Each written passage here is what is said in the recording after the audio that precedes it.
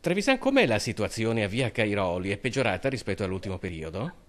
È drammaticamente peggiorata. La chiusura delle vie ha drammaticamente peggiorato la situazione in generale e soprattutto ha messo me e la mia famiglia in gravi condizioni di pericolo. Lei in questo momento non è a Padova.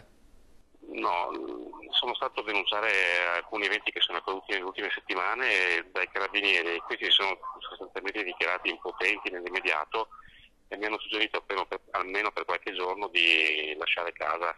Per quale motivo?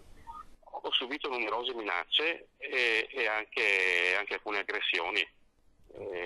Ho chiesto di poter essere difeso, ma non ci sono i mezzi e quindi non ci sono gli strumenti e quindi mi è stato suggerito di lasciare Padova.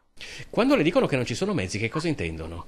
Ma guardi, l'altro giorno, passando davanti alle finestre, mi lanciavano dei sassi, gli spacciatori sotto casa. Consideri che le mie finestre sono esattamente dove c'è la telecamera di videosorveglianza delle forze dell'ordine. Ho chiamato il 113 perché intervenissero, il 113 mi ha passato un 112, il 112 mi ha detto che non c'erano mezzi da mandare e quindi non è venuto nessuno. Senta, nei prossimi giorni lei comunque si incontrerà anche con le forze dell'ordine. Sì, io sto cercando di parlare con tutti per chiedere aiuto, senz'altro per la questione generale di ordine pubblico, ma anche per la mia questione personale.